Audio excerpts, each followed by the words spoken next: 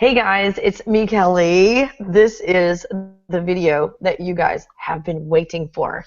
And I'm going to butcher his name, but I'm going to attempt Mark Mauvais. We have on, he is an expert in telekinesis and some other things as well. And I've got him on the show as you requested that I bring someone on my show to teach you guys how to do this. So without further ado, here is Mark to pronounce his name properly. So, Hello, bonjour, guten tag, namaste, konnichiwa. It's Mark Mauvais. You pretty much nailed it that time. I was impressed. Like, most people really fail with it, but that was really close. thank Uh, you. so I'm so happy, like, to be on your show. Like, I've been watching it for so long. I was talking to a friend recently, Nathan from Spirit Talks. That's another channel.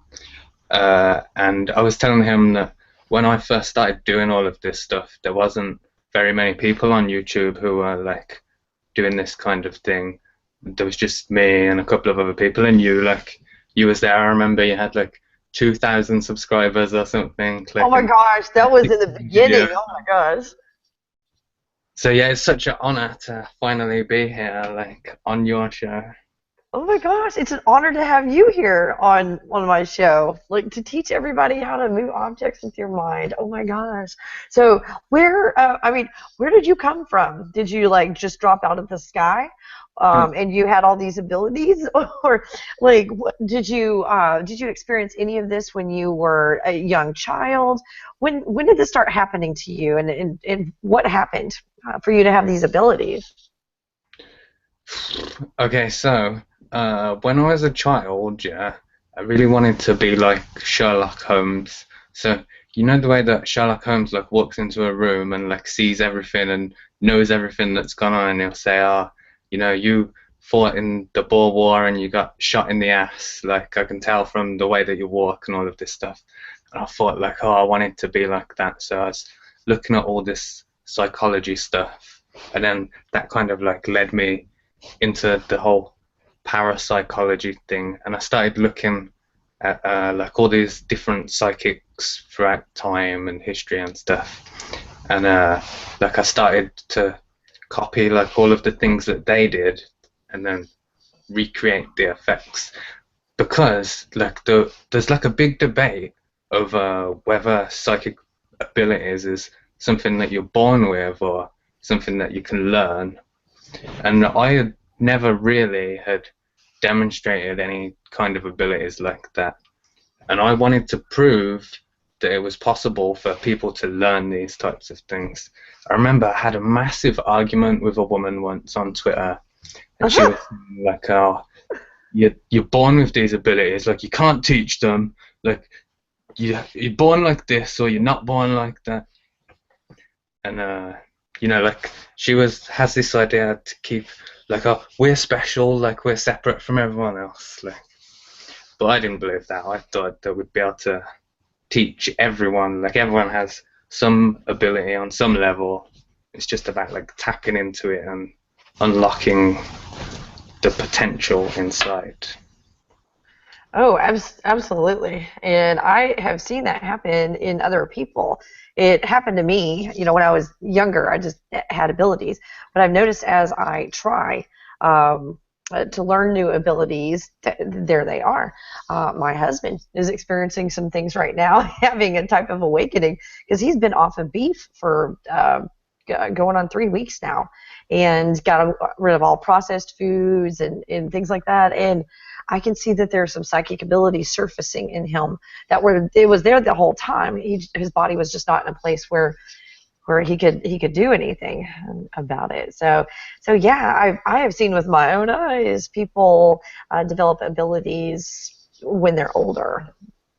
Well, so like after I started to learn all of these things, when that moment came when you come out to your family or whatever and say like, look, this is like what I am, this is, and then suddenly like out of nowhere, my aunts were like, oh yeah, look, I have all these precognitive visions and stuff, and then I started going through and I remembered like a poltergeist experience that I had when I was a child, and then I started to think like, oh, hang on, like maybe all of this stuff was like there before. Maybe I was born with it, like, and just through like the learning, like unlocked it or whatever. So the jury's still out on that, whether it's nature or nurture, but it's very interesting to look at. Yeah, it is. It's very interesting. When I moved things with my mind, aka telekinesis, I was at. It was a very interesting situation where I basically had 2 weeks to, if you will, kill time for at least 8 to 10 hours a day. It's too long and complicated to tell you what was going on, but I thought, you know what, I'm going to take this time and I'm going to get on the internet and I'm going to learn how to use psychic abilities and how to move something with my mind. So over the course of 2 weeks, I watched videos. I did a lot of meditating. I did everything that they were telling me to do. And about at the end of that 2 weeks, I moved the first object with my mind. And it was not a matter of, you think you're going to have to like struggle, like you use your muscles. You know, you have to strain to use your muscles to move something. I guess you just kind of assume you have to strain your mind to move something, and that is not what happened. It's my mind became clear. I mean, just crystal clear. And I watched a video where a guy moved his sword, and I saw the sword swing over, and then it was almost like a remembering. Oh, I know how to do this. And my pencil, it was a pencil that was like this that had, it couldn't roll. It was a mechanical pencil. So the pencil moved. I moved the pencil with my mind, and it was so easy. And then after that, I was like, oh my gosh, I did that. Oh my gosh. I moved it about 1 or 2 inches. It moved like that. So then I'm like, I'm going to do it again. And then I couldn't get it to move. I was so frustrated. I was like, and I was like, okay, Kelly, you're doing it differently than you did the first time. So let's go back to that place. And it's just so hard to get back to that place. So I went home. I think it might have been the next week. And it was either peppermint or butterscotch, one of those that's in the wrapper twisted. And it was on the table. And I was like, I'm going to move that. I'm going to move that. So on the tray table right in front of me. And I got back in that place. All of a sudden, I found myself back in that place, and I moved it about 2 or 3 inches. It went like, shoo, and I slid it, and it was like, oh my gosh, I'm going to teach my children. So I taught my son and my daughter. I'm like, okay, I'm going to teach you how to do this, and I put like 2 peppermints down, and they were like staring at it, trying to make it move, and I didn't quite know how to teach them how to do it, but they were trying, and I was thinking, I wonder if I can make it move again, with my mind, because they had been working on it like 5 minutes and they had not moved. It had not moved, and so I just got back in that place and I envisioned that peppermint or butterscotch, whatever it was. I envisioned it and I scooted it over, and then I heard Samantha say, "I moved it, Mom! I moved it!" And I was like, "Oh, baby girl, that was me. I am so sorry." And then she was mad at me after that and never tried it again. So I kind of ruined her. I should have just kept my mouth shut and not said anything. So since then, my attitude is kind of like, it takes a lot for me to get to that place. The hard part is not moving it. This was easy. Moving something with your mind is easy. It was clearing everything out. That was the hard part. And being a mom and a wife and all of that, my life is to where it makes it so difficult for me to keep that balance. I need to do better. But I have other psychic abilities that are really easy for me, that I kind of stick with those, and I work with those. So when we talked before, it was the opposite for you. You were like, okay, hearing them, listening to the entities or ghosts or whatever you want to call them, it's like, that's difficult for me, but this is easy for you. So I can't wait for you to teach us how to move things with our mind. This is exciting. Okay, yeah, so you're totally right. Like, people do that thing where they're looking at the object and really straining, and they're going to give themselves piles or something if you do that. Like, don't do it like that. What you have to do is, so like in your body, you know how your body's made of cells, and there's constantly like energy flowing through you, like electrical energy and chemical energy, like all of this stuff. The electricity like flows through your nerves, and all that you have to do is project that energy like out of yourself. So it's inside you all the time, and you're just projecting it out. So there's lots of like different visualization techniques and stuff that you can do to actually perform that.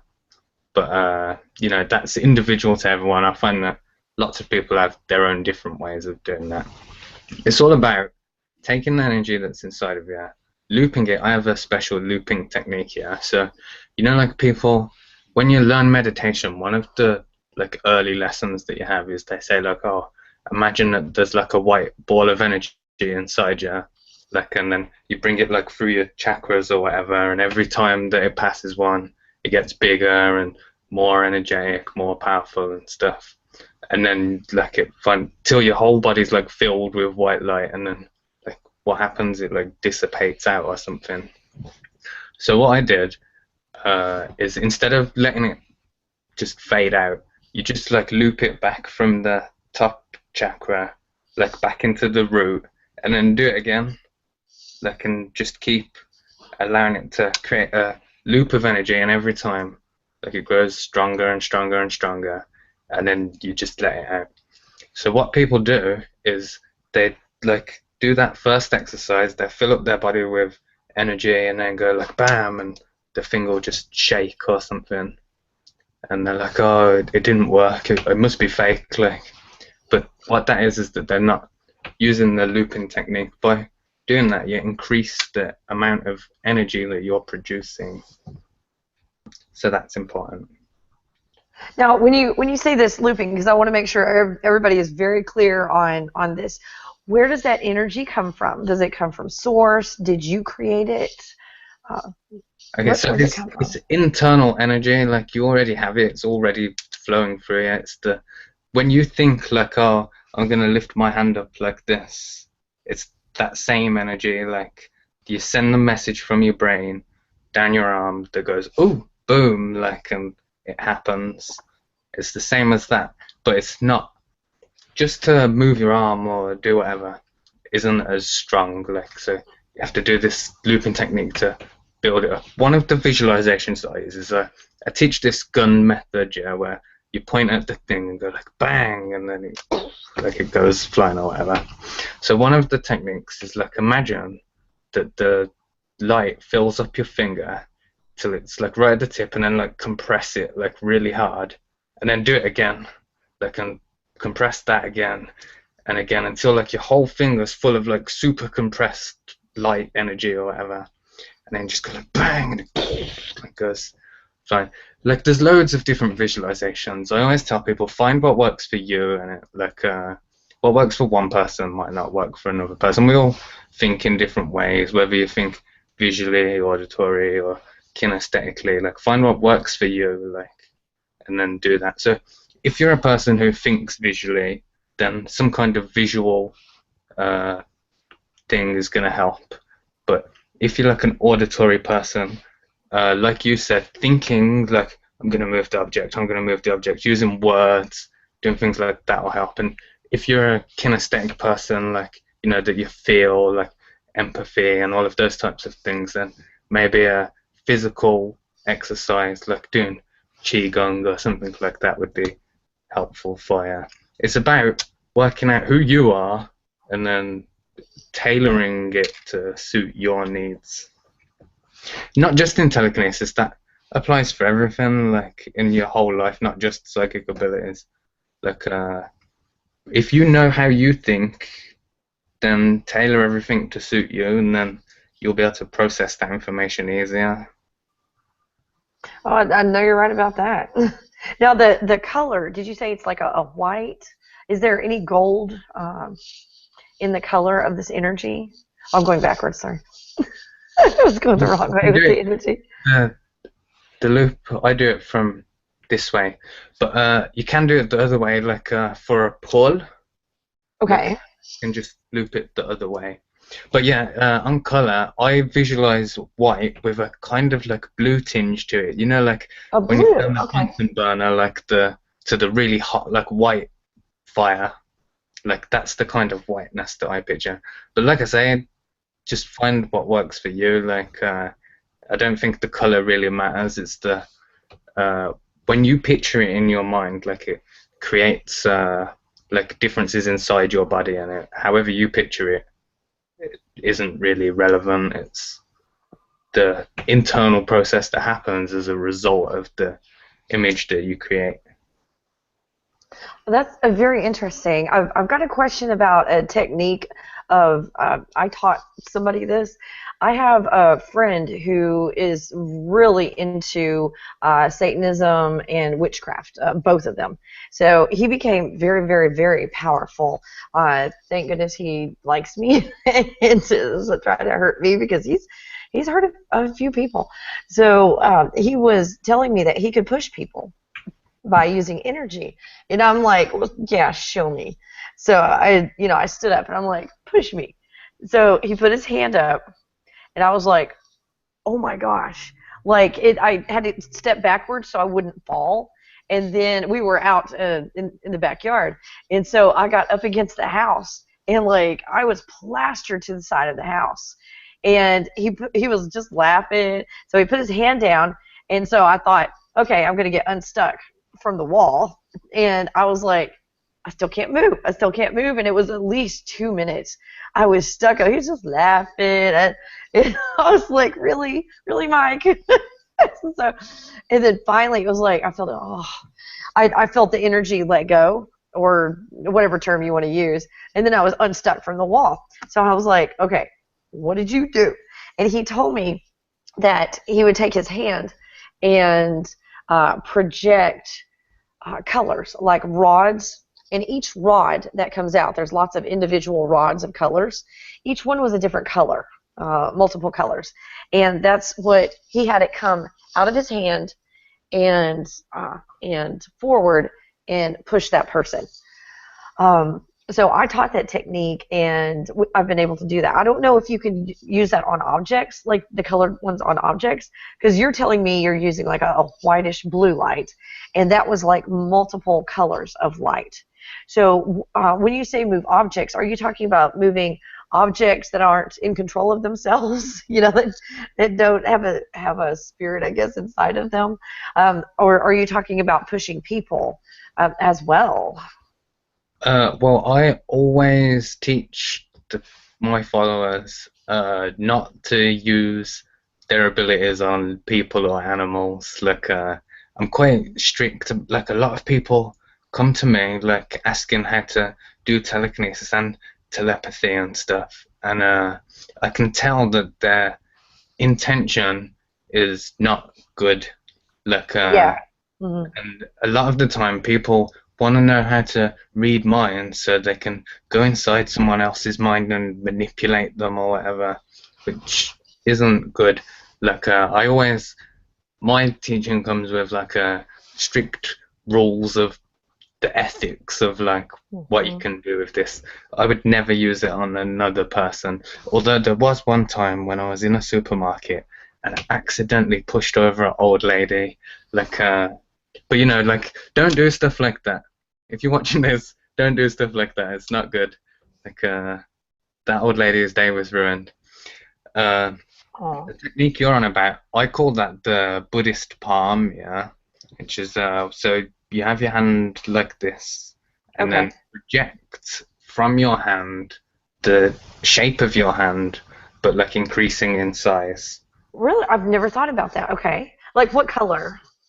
I just use white, like white's the visualization I have. So you just take it, and sometimes giving your arm a little push will help, like to send it like, and then it'll just, I can and then feel that. like just imagine that it gets bigger and bigger every time. It's all about like the picture, the visualization that you make in your mind, like to go with it. Like all of this stuff, like this is all just pictures in your mind. Like you think it's real, like you can touch it and stuff, but everything is just pictures inside your mind. Like you don't see with your eyes, you perceive with your mind in it. Like you have to remember that in all things. Like the picture you have affects the reality that is out here.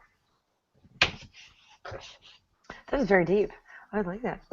So, so this hand, I was when you were talking, I was doing what you were saying, and I could feel it. I can feel that happening. So when you get the hand, now let me know if I did it right.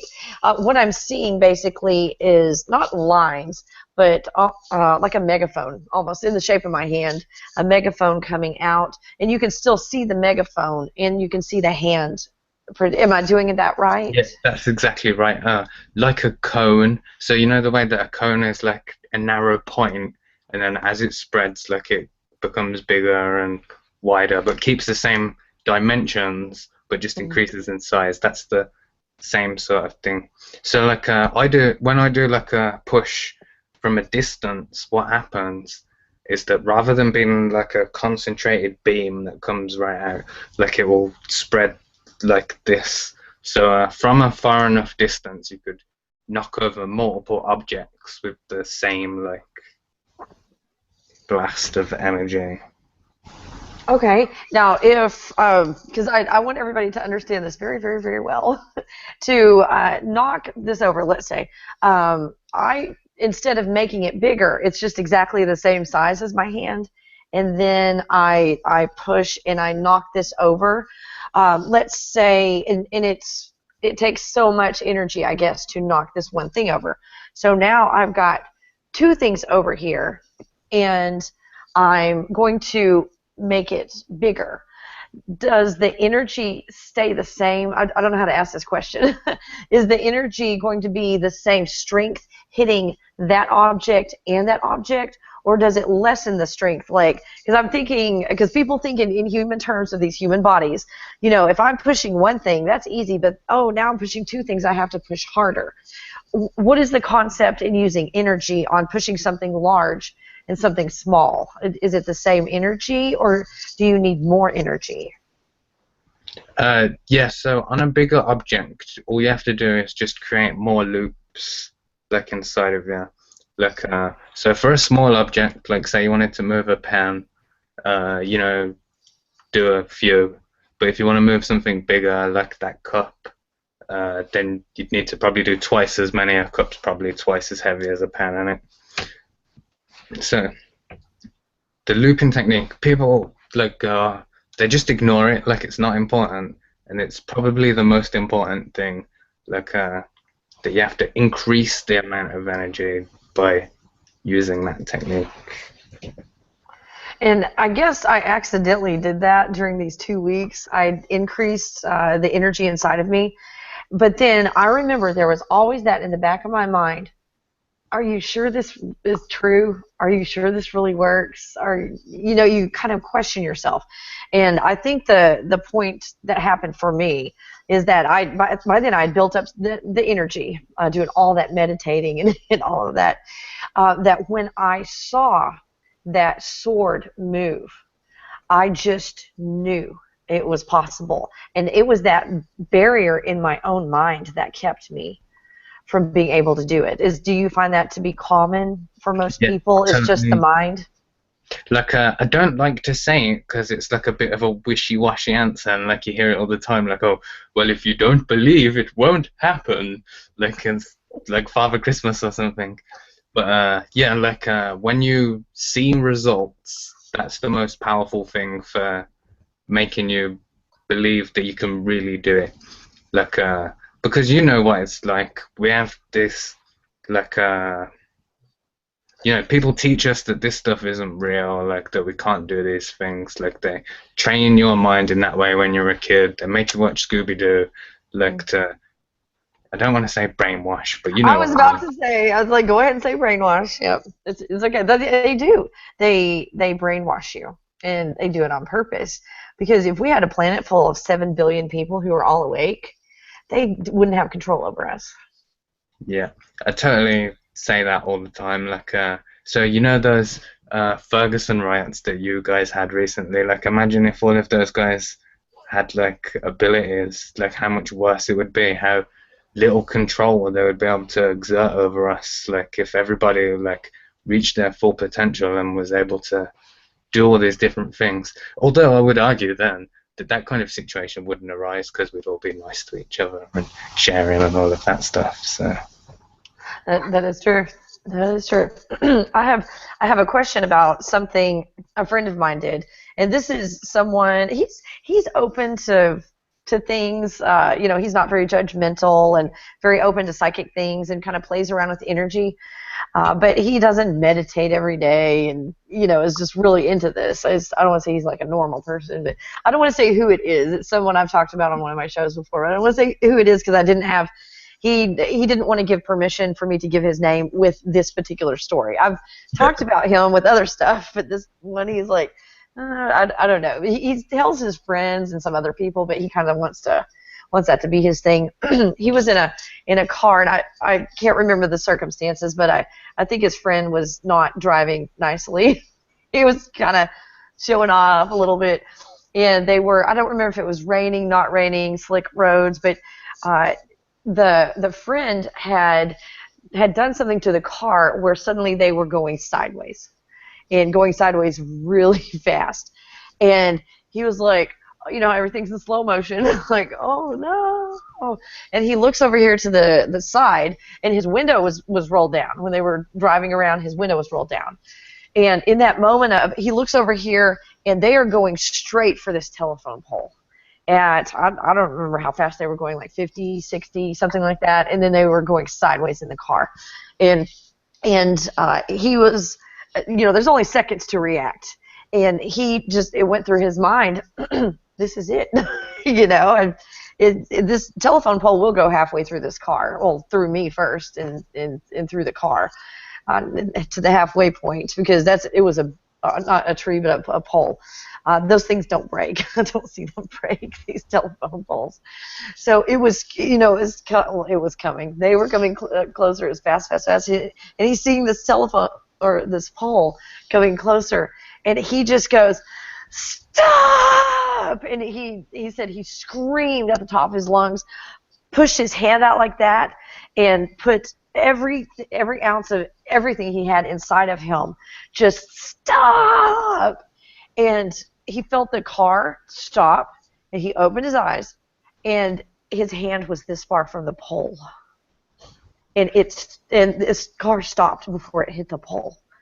So he hadn't trained for that. He hadn't even asked for this ability. He didn't do the loop-de-loop.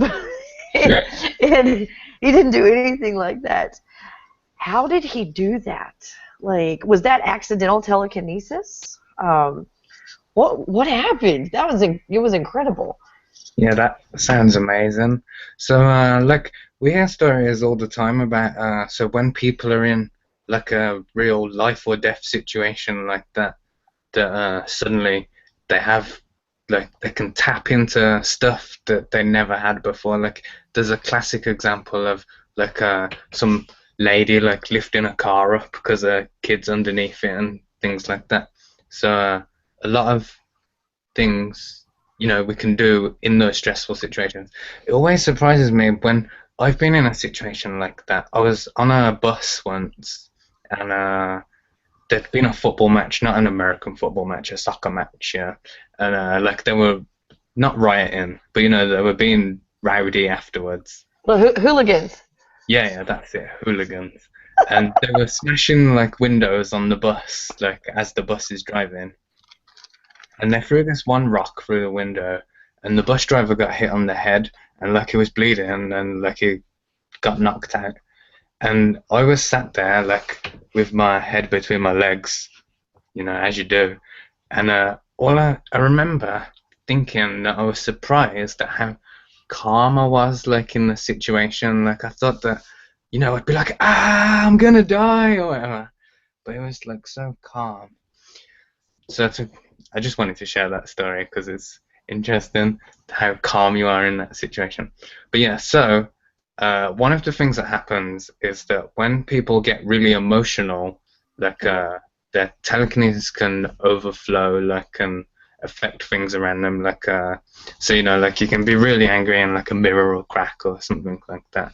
Mm-hmm. So a lot of poltergeist activity, where people have those noisy ghosts that throw things and slam doors and all of that stuff, that's usually telekinesis performed by people who don't know that they're doing it. It's usually caused by, Oh, I see what you like, mean. Mhm. it's normally prepubescent girls who are having their first periods. And they don't know what all this like emotion is inside them, and they're just projecting it out everywhere. And so maybe your friend was having his first period. You're so funny.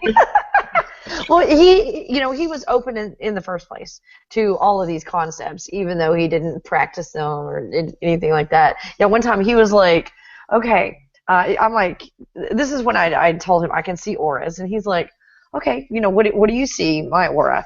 And, I told him what I saw, and then he didn't say anything, and he just he closed his eyes, and I'm like, oh my gosh, it looks like fireworks are coming out at the top of your head, and I was just describing it, and he goes, you could see that? And I was like, yeah. And he told me what he was doing, that he does that a lot, and he didn't know that it looked like that. And he said that what he thought it looked like in his mind was exactly what I was describing. So yeah, he has some abilities. So He sounds like an interesting guy. If he is watching, come and subscribe to me. I want to talk to you. so funny. Yeah, he's a multimillionaire. He's off making money, so Definitely come and subscribe to me. I know, right? Hey, we've got over here. Everybody's saying hi. Hey, Kelly. Greetings and love from the Netherlands. Yay. Hey, Kelly and Mark. Greetings from the Philippines. Gosh, they're everywhere. And here's a question.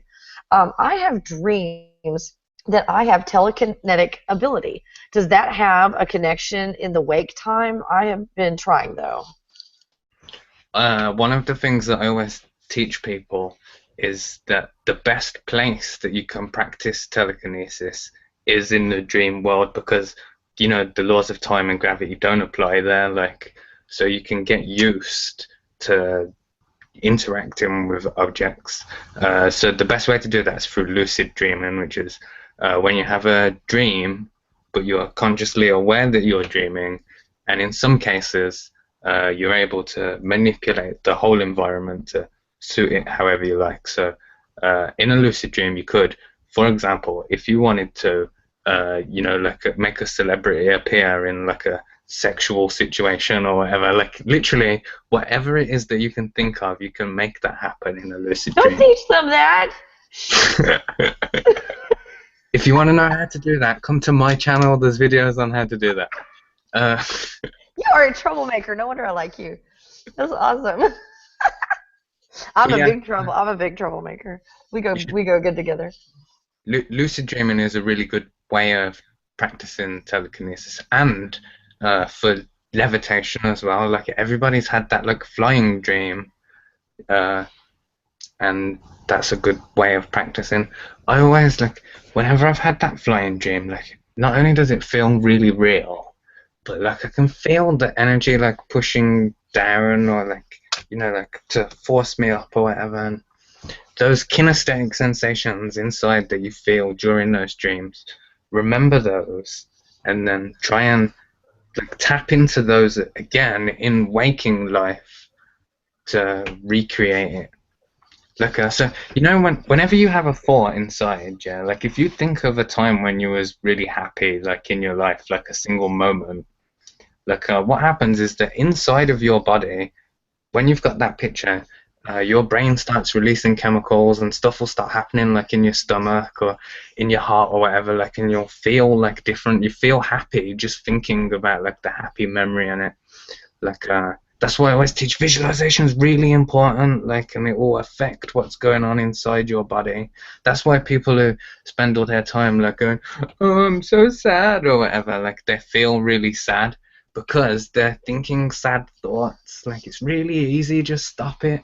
Just think about nice things and you'll feel nice. It's not a complicated theory, just think nice things. Aw, here's you're gonna have to translate for me. Haha, tune into Texas and get a fellow Brummie. Yeah, that's from there. Interesting stuff, guys. What is a Brummie? So I come from Birmingham, which is a city in England, and if you watch Fox News, it's not a completely Muslim city, despite what they will tell you. I don't watch So yeah, TV, sorry. Brummie is just like the nickname for people who come from my area. So people who come from Liverpool, like they're called Scousers, or we have more exotic names than just Texan for someone who comes from Texas. Unless there's a better, more floral kind of name for Texas people that I don't know about. I just think, handsome and beautiful. That's all we want to be called. Just kidding. When I first started talking to you, you were, tell me if I was getting this right. When you first start practicing to push things, weren't you telling me to like do something and create an air current and actually push over a piece of paper or something? Now, tell them what, I mean, go ahead and tell them what you told me, but tell them what the idea is behind doing something physical, because that's physical. That's not telekinesis. I'm creating an air current and I'm pushing a piece of paper over. So why is that so important for some people when they're starting to learn this? Okay, so remember we was talking earlier about like actually seeing results. That's really important. So the exercise, lesson one on how to do telekinesis is get a piece of paper, fold it in half, put it in front of you about a meter away, and you just create an air current to knock it over, yeah? Then gradually, like once you're getting used to this, also it's important when you're doing that, when you're creating the air current, what will happen is you'll feel like a sensation in your arm, yeah? Especially if you're doing it really hard, like you'll feel tension in your arm, yeah? That's important. Remember what that feels like, yeah? So then, as you're doing it, like gradually decrease the amount of like physical oomph that you're putting into it until like it's just a flick of your arm and then a flick of your wrist until you get down to the gun technique where you just go like bang and then it goes over.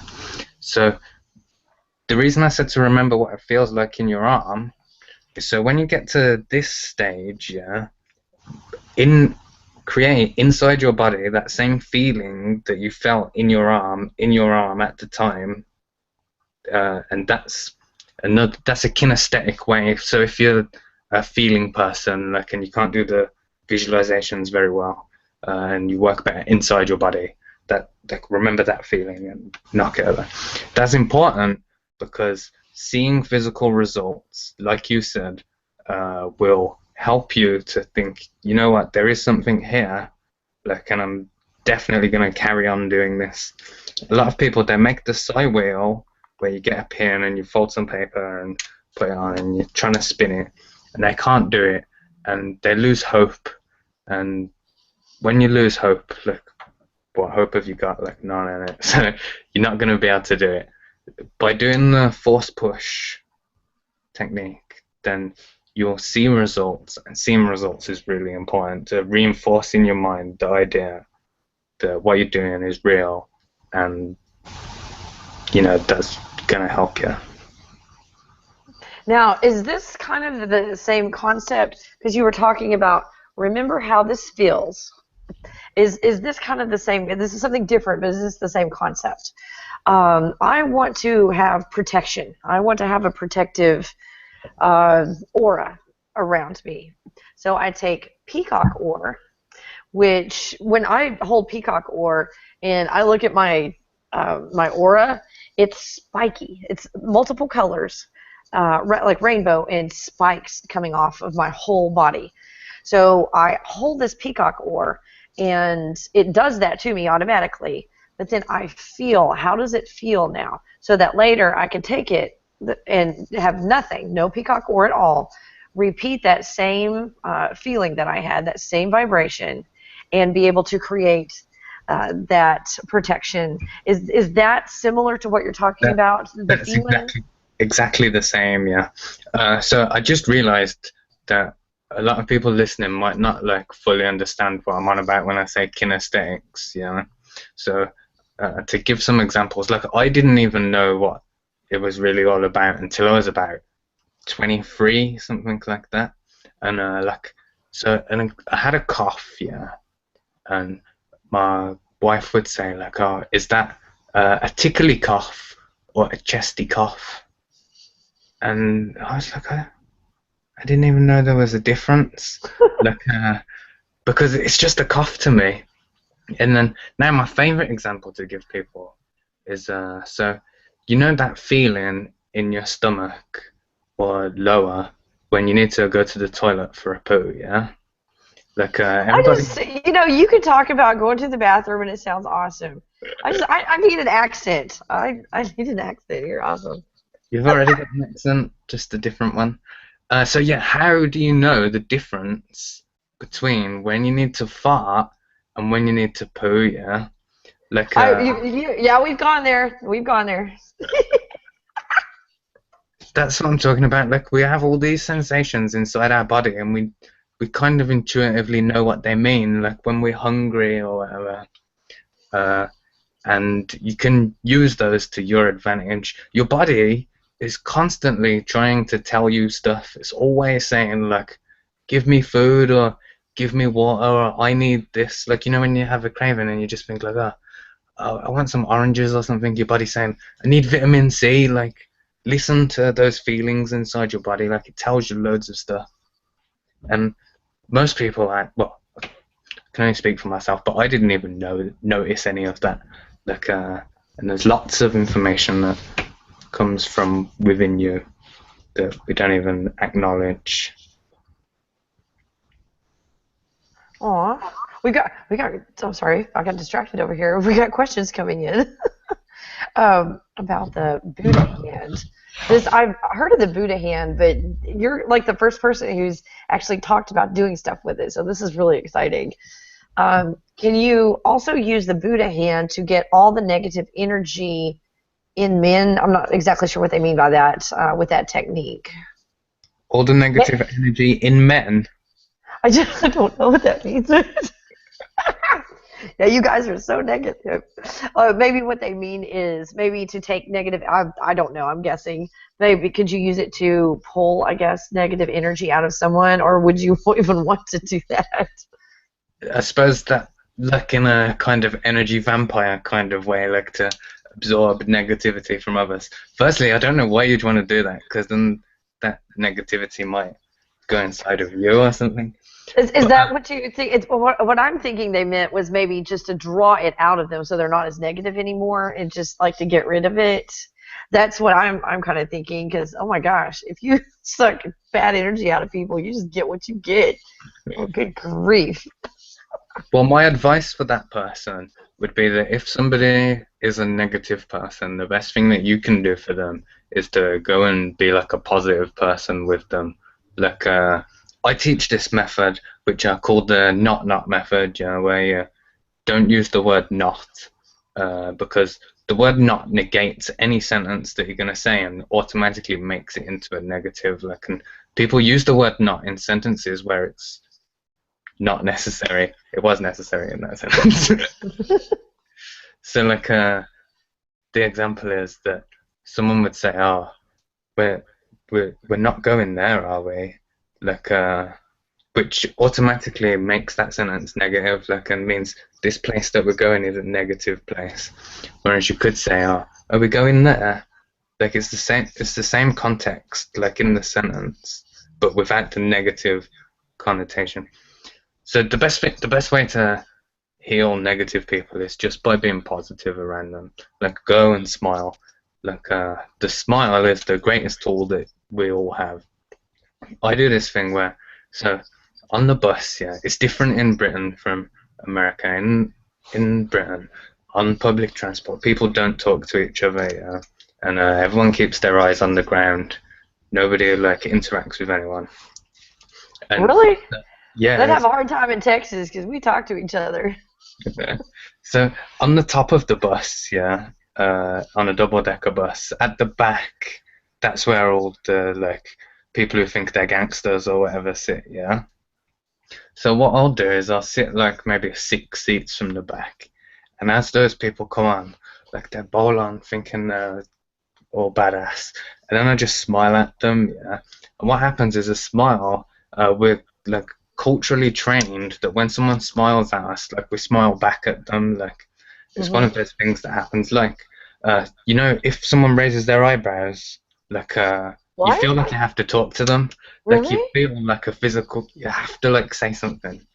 That's from when you're a child and your mom says, "What do you think you're doing?" And you're like, "Ah, God!" Like, but yeah. So on the bus, Fantastic. like if you smile at someone who thinks they're like a real gangster or whatever, they smile back at you, and then you see the moment on their face where they think, "Oh, I just smiled at that guy, and I'm like a really hard gangster. Like I just ruined my image." I love it. Now he's not terrorized. What do we do? That's fantastic. Um, here's a question. I understand part of the question, but not the rest. Um, Hi, do you think that for anything psychic, if you're deficient, it doesn't work? I'm not sure what they mean by deficient, if it's like vitamins or something. But yeah, if you have deficiencies and your body's not in tune, you're going to have problems. Is it okay to try mushrooms if you have mineral deficiencies, or should you? Oh, fix them first. Oh, okay, I can answer that one. Fix your deficiencies first. Yeah, get some. You need some protein. Um, Mineral deficiencies, or you should fix them first. And no offense, but I always wondered, what does telekinesis bring to you except fun? Well, I can tell you, my friend is alive today because of telekinesis, and to keep them from hitting the pole. So, yeah, what else can you do with telekinesis that the world thinks is valuable? And it's not just for entertainment purposes. So people ask me that on YouTube all the time. They say, "Oh, that's good. You can knock over a can from 6 feet. How is that gonna like improve the world or whatever?" And the truth is, I don't really know. Like I haven't worked that out yet. But my hope is that one day maybe we could create like a energy system, like using like bioenergy. Like I'm a bit worried that like it might go a bit Matrix and the robots might come and like take us and plug us in and like take our energy that way. Hopefully that doesn't happen. But maybe there's some way that we can spin like a big wheel and create electricity and that way to power the world or whatever. But I don't know. I'm not. I don't have all the answers. I don't even have all the questions. Like I don't know. But when I find how we can apply this like to the real world in a positive way, then there's gonna be fireworks. Like it's gonna be amazing. And Well, what was so the first part of that question? Because I oh, forgot. it's just I think it's just dealing with Oh, deficiencies, and mineral mushrooms as deficiencies. well was that other question, in it. Like so uh, people say that when they've taken mushrooms, they have like these great like mind-altering experiences that teach them to perceive the world in a different way, which is good. If you can, anything that you can do that will teach you that this physical world isn't really what you think it is, that it's not this, is good. If you can do it without taking drugs, then that's better, obviously. Uh, but it is pretty fun. Like if you especially as well, uh, you need like the right people to do it. Don't like just do it by yourself or with someone who's a negative person. If that question came from that person who has a negative friend, that's no for them. Mhm. But like it's really good for opening your mind to more information. Yeah, I want to do it so bad. It's just illegal here. Like, I want to go where it's legal and do that because everybody's like, you need to try it because I want to see how close it is to my near-death experience. When we were talking about, what are some practical things that you can do it with telekinesis? It depends on how good you are, I guess. I have seen videos of monks and people who that's all they do all day long for years and years and years is study how to do this. One thing you can do is stop a bullet. You can stop someone who has a knife. You can turn the knife around if they're trying to harm you and maybe stab it into them. There are so many things that because anytime you have a new concept, like oh here's something and it's got music on it and you plug it into your ears. Why would people want that? When it first came out, what would you do with that? Right. On Just that say, very subject, yeah, I can listen to any song that I want in my head. Like I don't need a machine like to put the music in my ear so I can hear it. Like if there's a song that I like, I can just listen to it. Like I'm listening to a Cher song right now. Like I can I then. thought I was the only one that did that. Oh my gosh, because I will. I mean, I will hear every note exactly like it is on the radio, and every. It's like when the radio's on and I'm trying to sing the song, I can't remember the words, but then I'm able to play it in my head and hear every word clearly and know every word. You do that too. That is so cool. I love that. Yeah, that's like what I'm really like the most interested in, like the things that happen inside our brains. Like so most people out there know like the telekinesis stuff that I do. Like and that's just like a tiny little sliver of like who I am.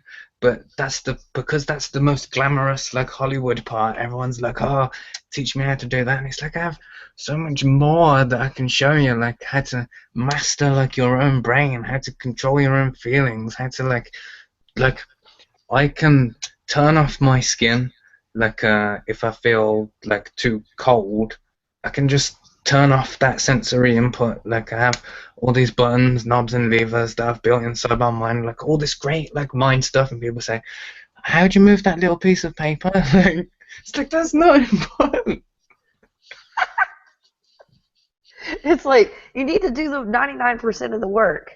Yeah, like I said, moving this was the easy part. 99% of it was getting this in the right place. That was the hard part. Now, I'm going to describe what I did because I do a lot of experimenting, and I always tell people don't do what I do. But I did, I did this, so tell me what I did. I did a type of push and pull, but I'll tell you how it felt. This was different, I think, than what we're doing when okay, I'll just use the example of your breath. You go from your mouth, let's say you go like you blow out and you draw back in, except it was my body. I did this with my hand and I felt with my entire body. It wasn't just my hand, so I probably whatever I did, I probably did it wrong, but I put my hand up to push, and I felt like it started at okay, how do I explain this? um, Can I interrupt? it's a wind. Okay. Okay. Uh, would you describe it as you felt like for a moment that your body inflated and then deflated?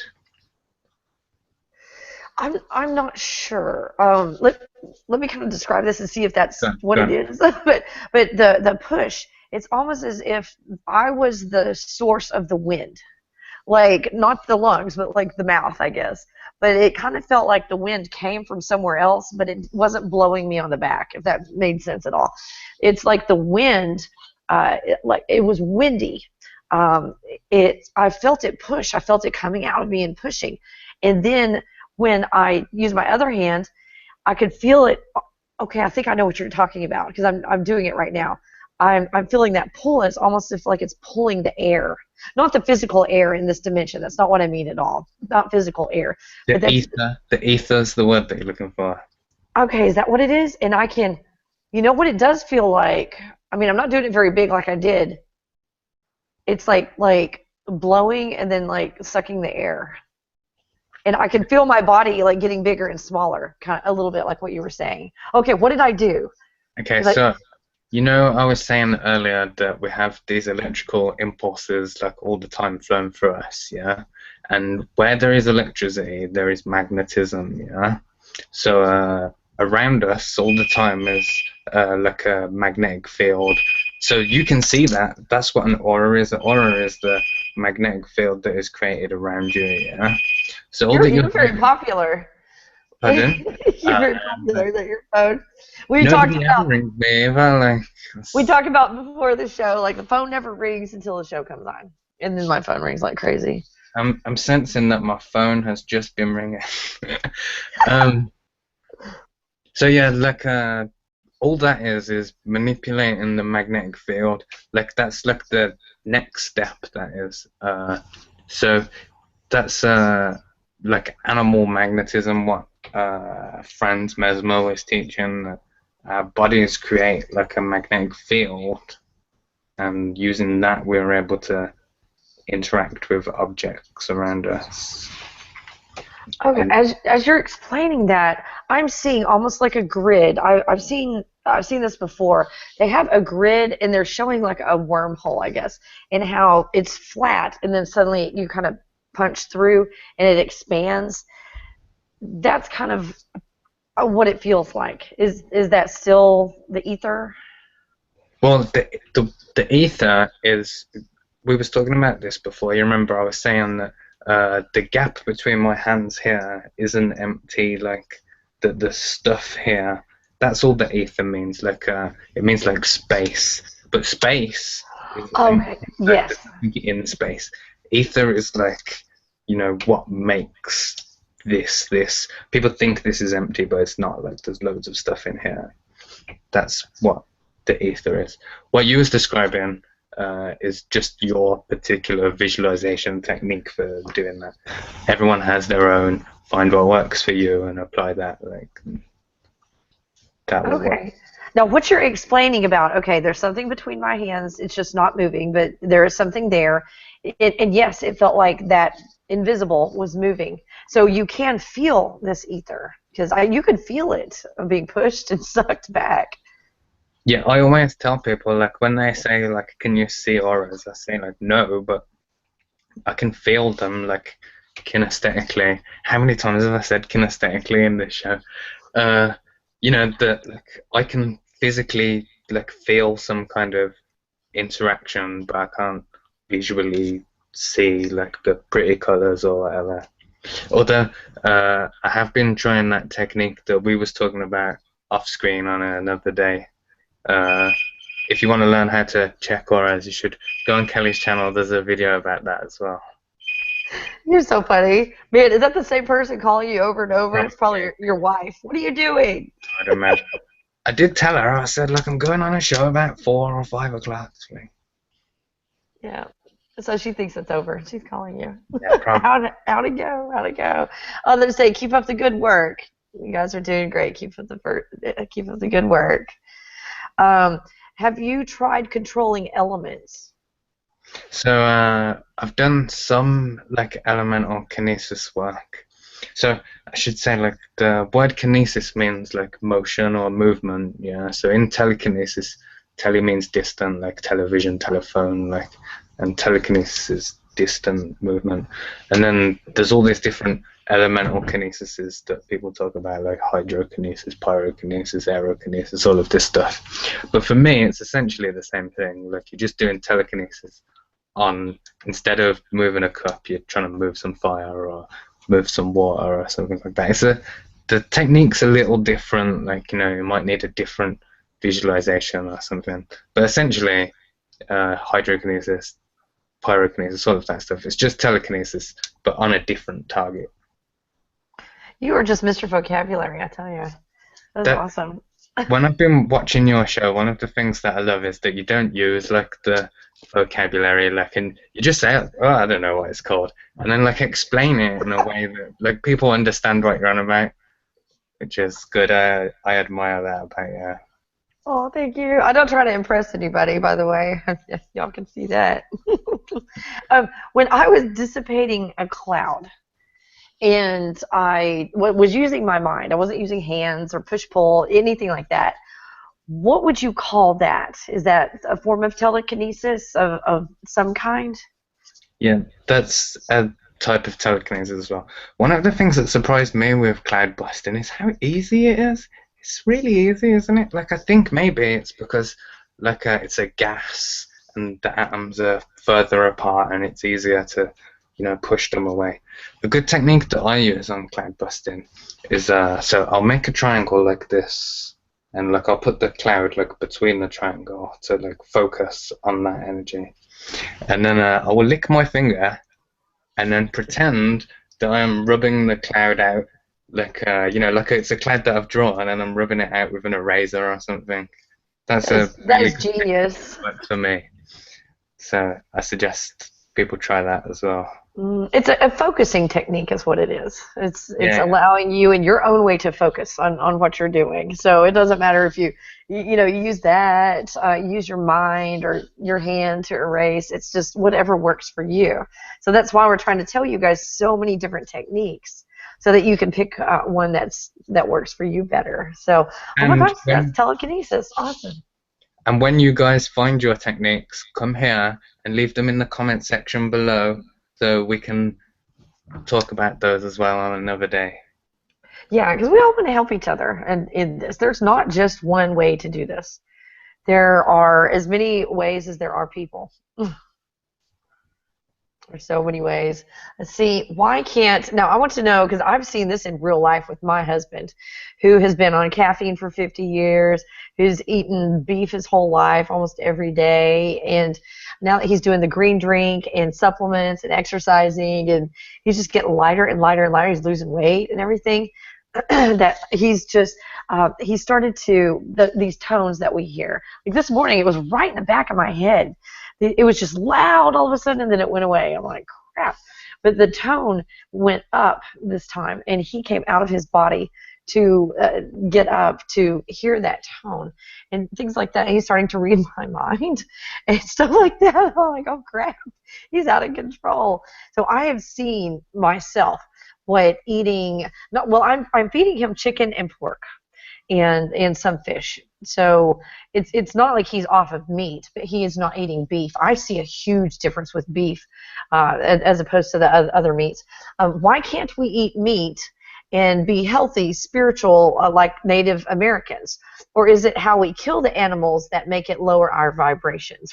What's your take on that? So I don't. Whenever someone tells me like, don't eat this, you'll make your third eye calcified or whatever. Like, I don't believe it. Like, I am in control of myself. Yeah, like I can eat and drink anything that I like and process it in my way. Like, I think that a lot of people have these conceptions that if I eat this, it will do this to me. And then as a result, it does that thing to them in a kind of like placebo-y kind of way. Not that I'm saying that those things don't have that effect, but if you are like, if you have mastery over what's going on inside your body, then it doesn't matter. Like you can extract whatever you need from anything. Like look at me, like I'm so skinny. Like, and I eat kebabs all the time, like, and I drink Coca-Cola, and eat chocolate and everything, like, and it doesn't make any difference to me. So I don't see why it should make any difference to anyone else. I love it. Yeah, before the show, I asked, just so I won't, offend my guest on here, do you eat raw foods? So I won't, talk about the pork shoulder I smoked over the weekend. And offend my guest's leg. And in a very awesome accent, I basically got, I do what I want, but with a cool accent on top of it.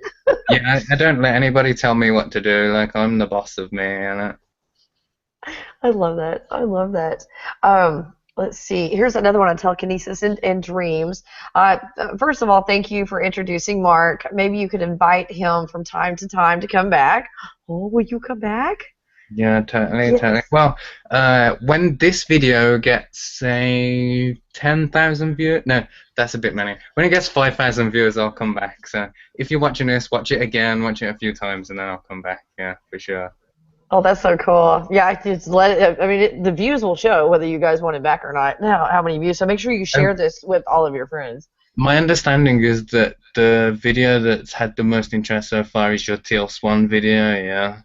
So when I'm second to that, then I'll come back on, yeah. Oh, shoot With for the Teal, stars. like, she's so amazing. Like I keep trying to like interact with her, but she's not interested. She's got too much stuff to do. Yeah, she's a little busy, just a little. Unfortunately, my internet isn't working fluently. They're just having a hard time listening, I guess.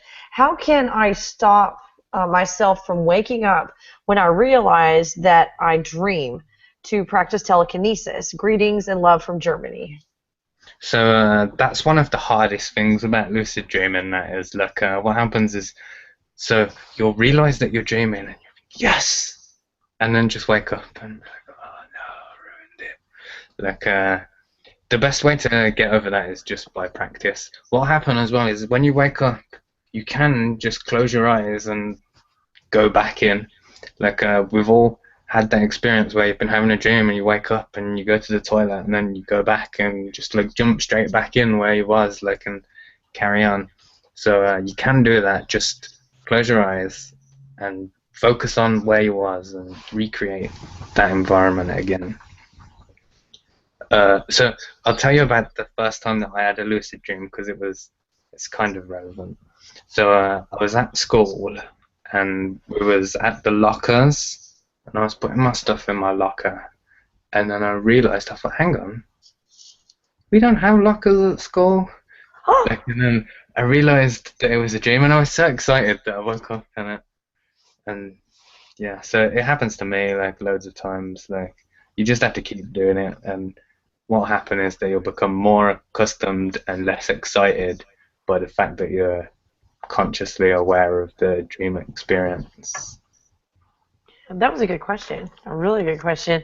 Now, ultimately, in everything, you don't want to use tools like crystals or mushrooms or anything like that.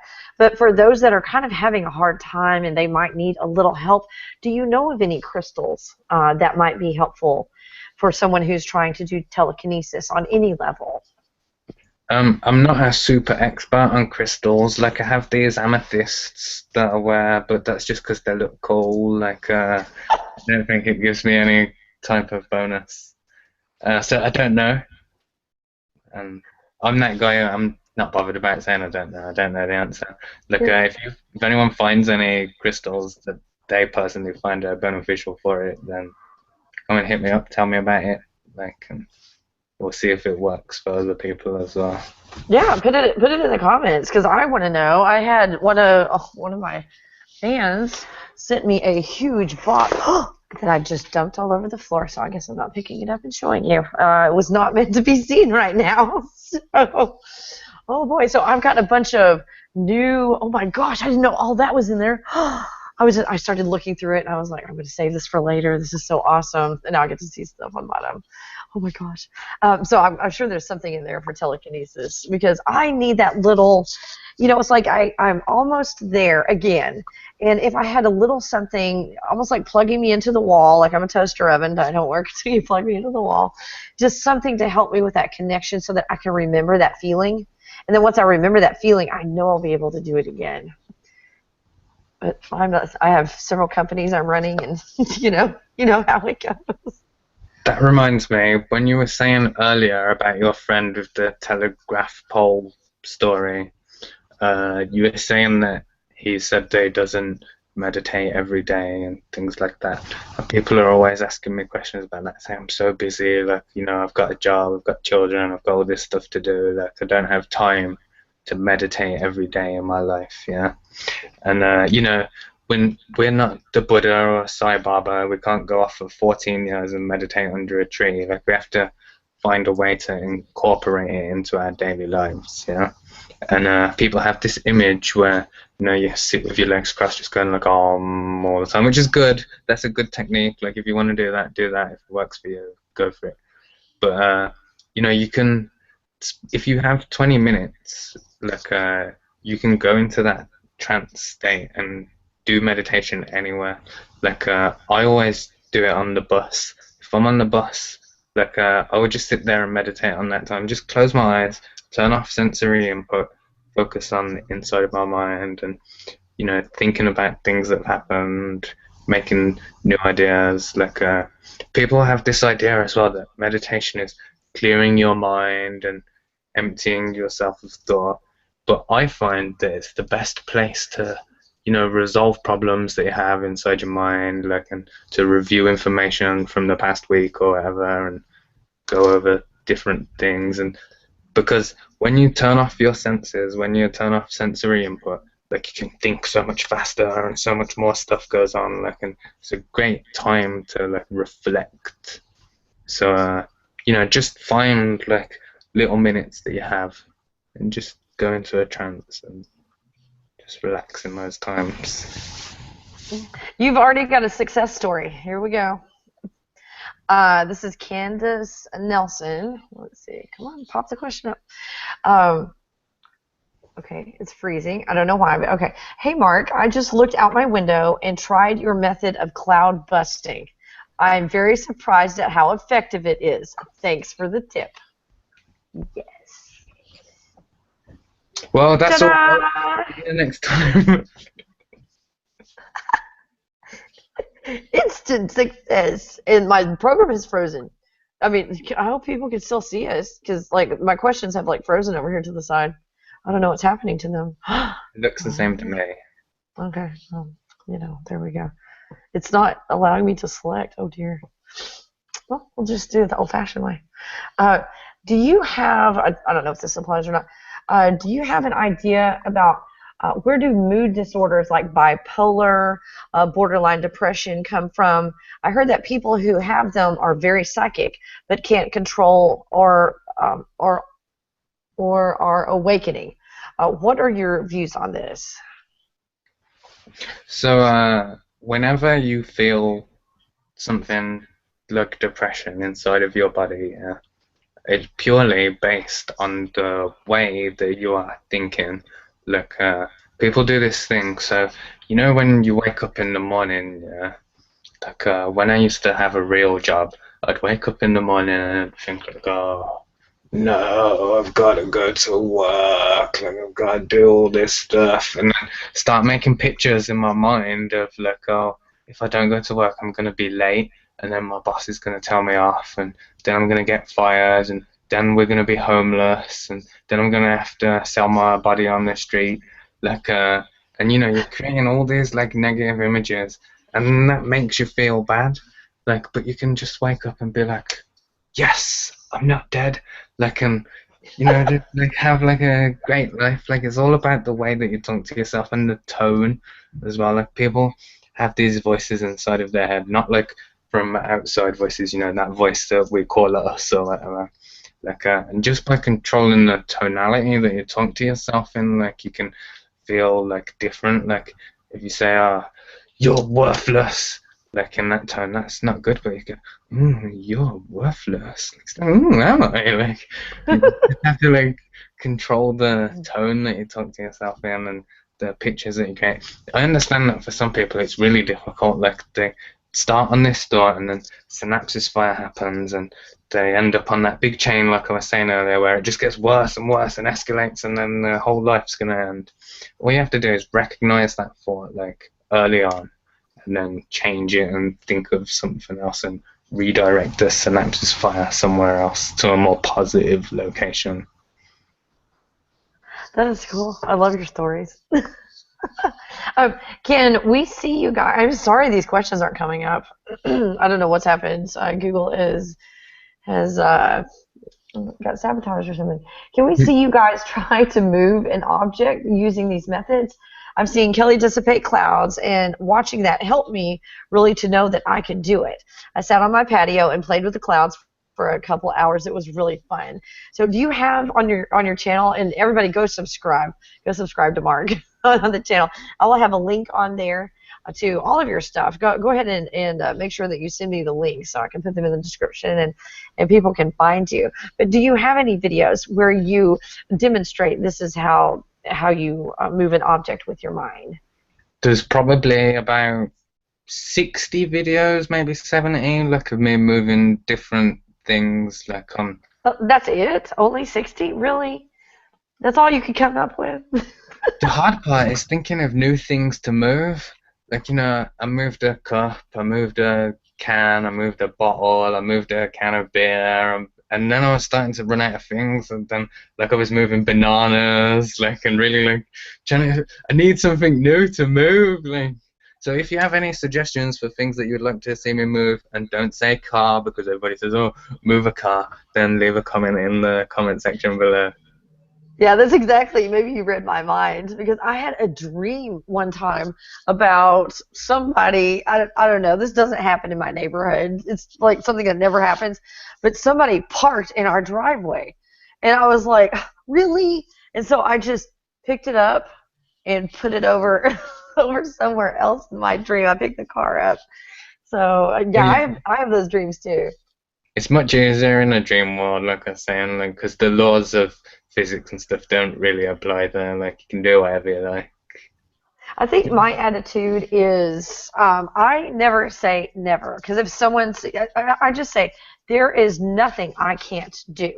And someone tells you, well, you can't fly. And I said, that's just because I haven't figured out how yet. So that's my response is I think we can move cars. We just need to get to that place Yeah, yeah, and it's just about practice. And getting to that level.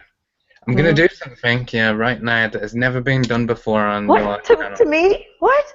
No, I need to go to the toilet in the middle of an interview. Like, how embarrassing is that? Yes, yes, that's never happened before on my show. So yeah, I'm I'll always chat a with rule them. breaker, like set new precedents and that. Um, so you just like talk and I'll like keep pretty talking. and Just stuff. just go with the flow. May the force be with you. So, oh my gosh, what do you guys think? Is this awesome or what? Oh my gosh, I can't believe that I'm having problems. I am so sorry about the problems.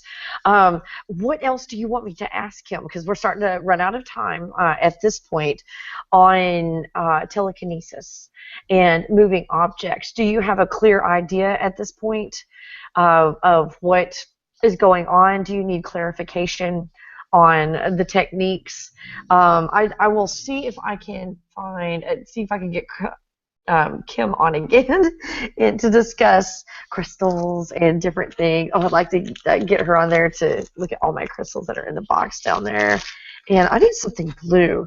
Where's something blue? Oh, I can't pick that up. I just dumped everything out. I was thinking about doing a video and just show you guys all of these crystals that I need to make sure that I have permission to say her name on here before I tell her name. I'm sure there's no problems with me telling her name, but I just want to make 100% sure. So I don't. If there's a problem with asking questions, I am really sorry about that. Um, but if you can't ask a question about learning telekinesis, let me know. It sounds like Mark has at least 60 to 70 videos. So if you are kind of like me, where you really need to see it for the most part. You see it, you see someone do it, you go, I can do that, and then you do it. This has been my dream is to get Mark on the show, is to show it to you because every time it would be okay. I'm going to move an object, so I turn the camera on to do it, and then I think about everything on the planet but moving an object is what happens to me. I'm like, and then I waste all that film and all that time, and then I turn the camera off, then suddenly I'm relaxed, and then you can do it. That happens. Oh, it drives me crazy. So Mark is back. I'm glad everything came out okay for you. Yeah, so I have that experience as well, where like because there's a camera on you, like it's suddenly more difficult. Like I can't even speak properly. Like when I'm just talking to camera, like on its own, it's different now because we're having like a conversation. But when I'm looking at that little light on the camera, like I'm trying to say like extrasensory perception is the ability to perceive information from outside of the five senses. Like it just doesn't come out right. Like and I don't like it. Like it makes me feel all horrible inside. And just to clarify, the 60 or 70 videos on telekinesis, there are more videos than that if you're interested in other areas of ESP like telepathy, clairvoyance, precognition, things like that. There's loads of that. Lots of things about programming your mind, like how to think, stuff about lucid dreams, all of that. Like, so go over there. There's lots of stuff. Make sure you subscribe as well. And then someone just they were like, "Can we see you move an object now in real time while you're live, rather than just watching your video?" I was pretty pleased. We kind of explained that, and I'm just today I'm just walking all over my tongue trying to talk. Also, so can you use psychic abilities to change your physical experience, the physical appearance? Appearance.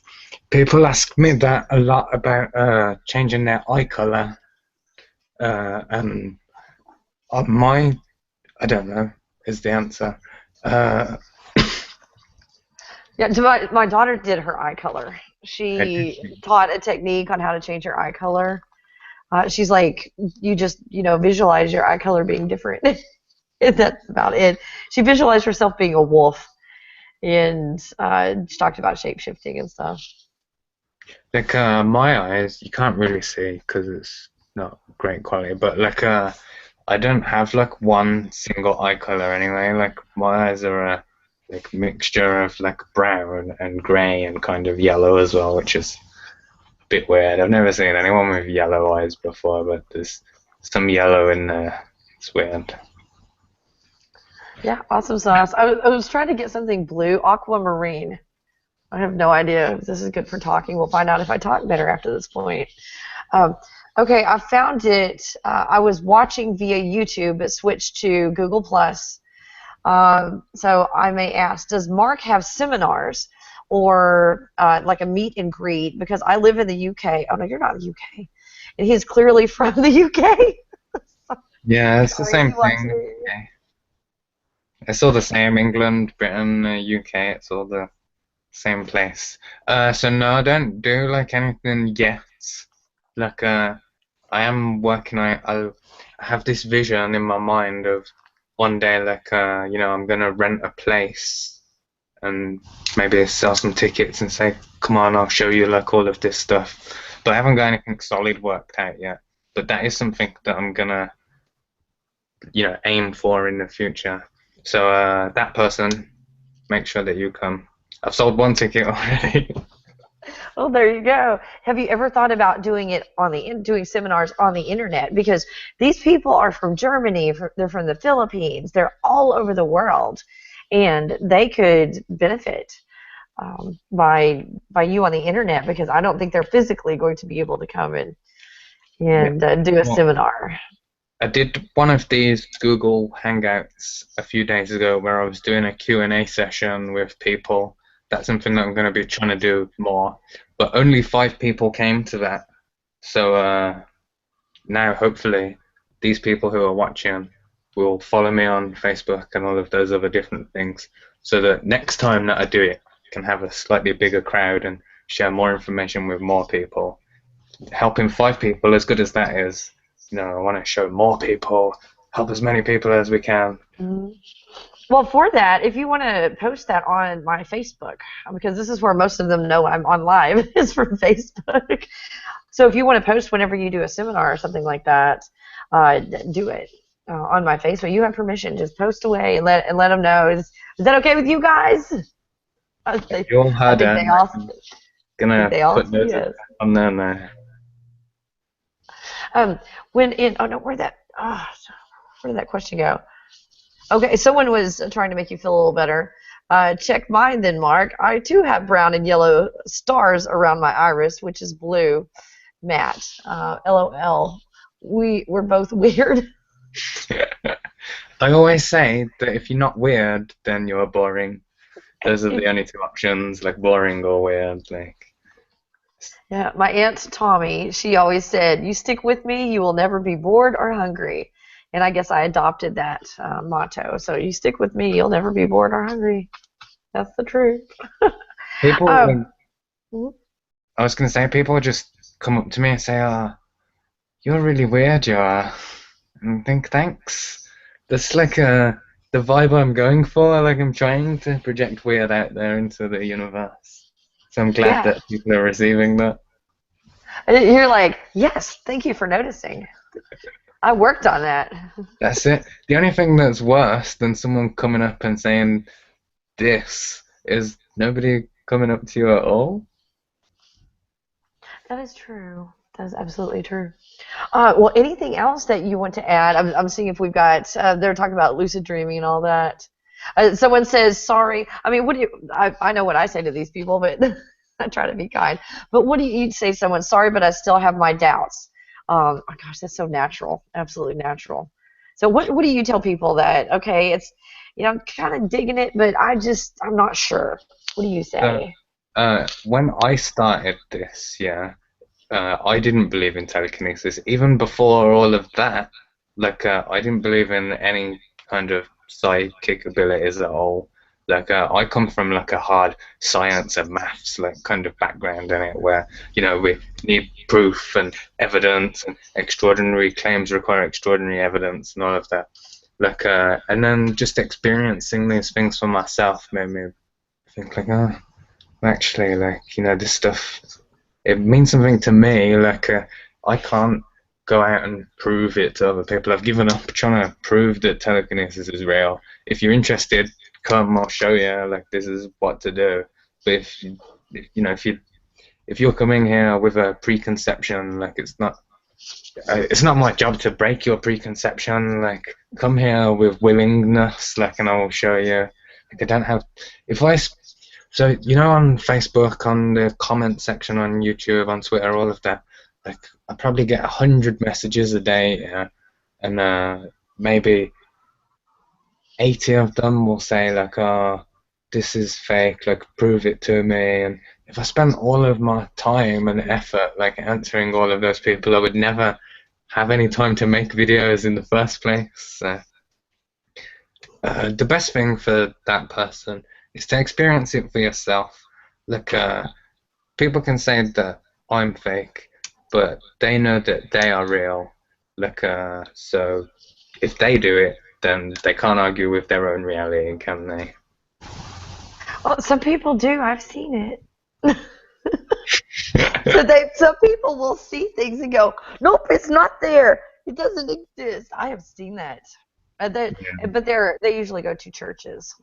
And the churches make them feel better. It's like, it's okay, it's okay. You were just on drugs or something. It'll pass. You'll be all right. Yeah, like, there's no like ghost talking to you. Come and speak to our ghost instead.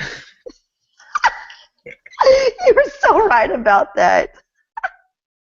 I saw a cartoon where, some are on the horse, some are on the ground, but they're at war. They're all lined up.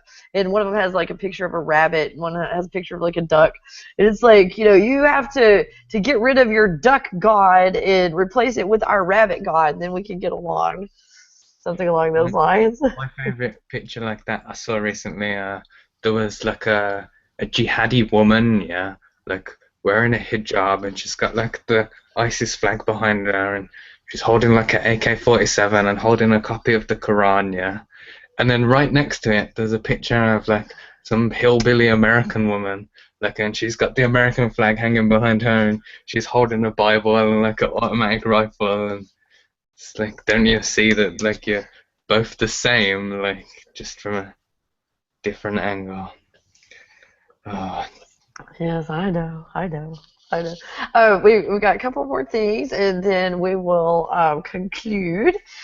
We've got from J7409. A great show. Thanks for sharing this information and for your time. Peace and love. Aw, that's so sweet. And also, no more questions. This is Simon James. No more questions from me, Kelly. Just a big thank you to both you and Mark for the show and the amazing information shown here today. Thank you, guys. You know what makes me feel good, Mark? Because I'm a teacher. At heart, I ran a school and did a lot of things. That once you explain something properly, the questions stop. And they're trying to go into different areas and ask you questions now, which is incredible. But that gives a good indication that I think you did a wonderful job in explaining these techniques and these ways to do it, because they're not continuing to ask little nitpicky Kelly questions on things. So that is fabulous. That's wonderful, Mark. Oh, you're 'cause very, very talented. when I started doing this on YouTube, like, you know, I don't like the sound of my own voice. So my first videos are all silent videos, of just like a demonstration of this is how to do it. And then like I started talking, and then people were saying, "Oh, your voice sounds horrible." It's like, oh, I just like overcame like my fear of like giving you my voice, and then you're like, oh, your voice is horrible. But now, like, I don't care so much. Like, I can put actual physical explanations into what's going on, rather than just showing people and then getting hundreds of questions like, what the hell are you doing? That's funny. When I started, I was talking like this, and because I was from Texas, and then they made fun of my voice, and I've been working on it ever since. And when I interviewed Annette Larkins, I said, she's like, "Where are you from?" Because she couldn't detect an accent. I'm like, "I'm from Texas. I have a horrible accent." She's like, "No, no, I couldn't even detect an accent." I'm like, "Yes." I've always wanted to hear you say yeehaw like a cowboy. I don't know anybody that says that. And I mean, I grew up you know, in the country and have been on lots of ranches, and I've never heard yeehaw except when you go to the dance hall, you know, the country dance hall, and then they play a song, and at the end of the song, I think everybody goes yeehaw or something like that. And I'm like, people don't do that in Texas, It's but just one of the stereotypes that I, exist. You know? I think it's type on that. But yeah, everybody in Texas drives a pickup truck pretty much. So we had two at one time. So yeah, can't have enough pickup trucks if you're in Texas. Mark, this has been an absolute pleasure, and you guys get to determine whether Mark comes back or not. So make sure you share this video like crazy with everybody. I hear you. That's great. So yeah, share this video like crazy so that his requirement to get the views up on there and to come back can be fulfilled, so I can have him on here because I want to ask you more questions. You've got a lot more of other things that you are able to do that I've explained how to do it, but when you explain it from another perspective, someone that has been listening to me for 5 years and like, I can't do it, Kelly, and then you get on there and go, oh, this is how you do it. Oh, that's so easy. It's And like this when I tell people about that looping technique, they go like, "Oh, okay." Like, like they've blown their minds with such a simple it's like a addition. big duh. Well, duh. Oh, why did I think of that? Awesome, looping. I'm gonna try that. I'm gonna try that, and I'm gonna try not to hurt people. I'm gonna try really hard. So it would be really nice if I could use telekinesis to push people away rather than getting my gun out. So Yeah. that is something that is very practical that you can do with telekinesis. Kelly, don't shoot people. That's like the advice that I'm giving to you. Don't shoot anyone. I did. There was. I don't know if you saw the private thing that I put out, but I was in a situation where Samantha and I were attacked in a parking lot, and for the first time in all of these years that I have carried a gun, I had to get it out. Because he was not listening. He was hopped up on drugs and all other things, and he was intent on hurting us.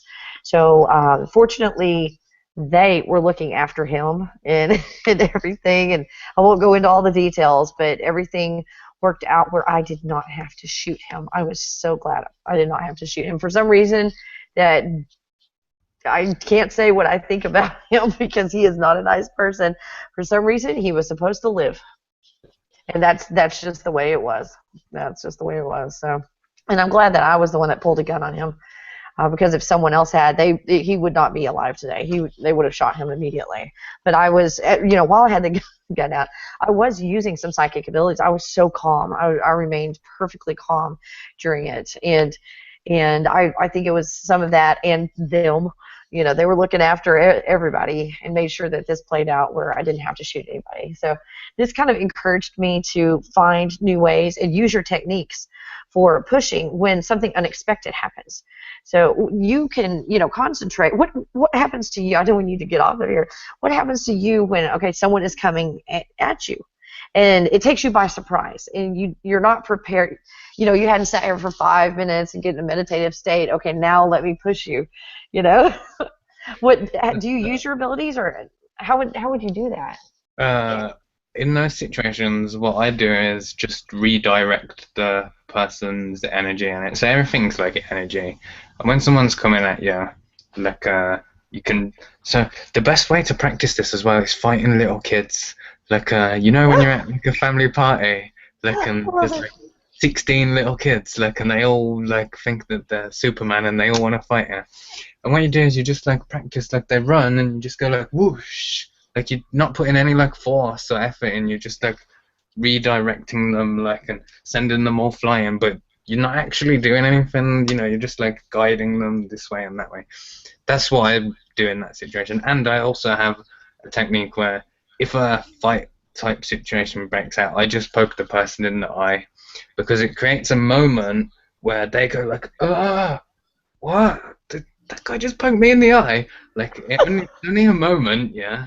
But you only need a moment to run away, like, because, no one's keeping score, like, in the street. Like, you don't need to get a high score, like, beating someone up. You just need to run away and not die. So, poke them in the eye, create that moment of confusion where they're like, huh? And then, you're gone, like, and... Yeah, when you're alone, you might have that luxury. When you have your child with you, you're not afforded the luxury With, of running. You're with you my you wife, have to.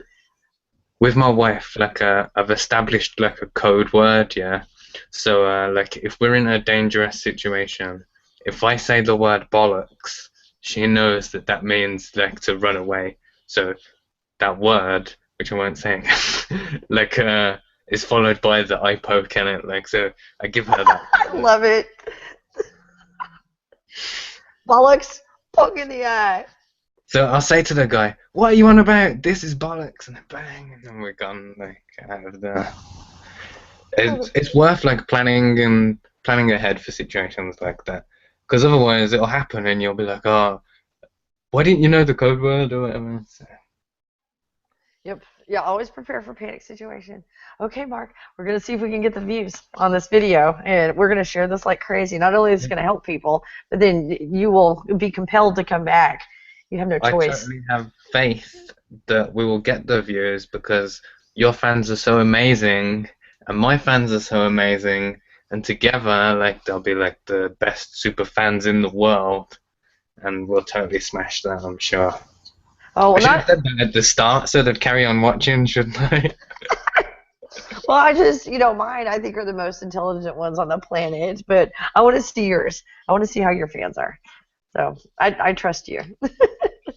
Anyway, so I guess we're going to go ahead and say goodbye for now and tell everybody goodbye and see when we can get Mark to come back on the show after we get at least 5,000 views on the video. I think it's going to get a lot more than that. You're going to be blown away at how many views this is going to get. This is going to be exciting. This is going to help so many people, Mark. I can't tell you. Thank you so much for coming on the show and blessing us all with your presence and with your information and knowledge that you shared, because apparently you did it right. Already somebody's already cloud busting because of you. So they saw my technique and couldn't do it, and you told them in like 50 seconds they're out busting clouds. So look at what you did. Awesome sauce. All right, guys, thank you so much for joining us, and I guess we will see you on the next video. Bye. Bye.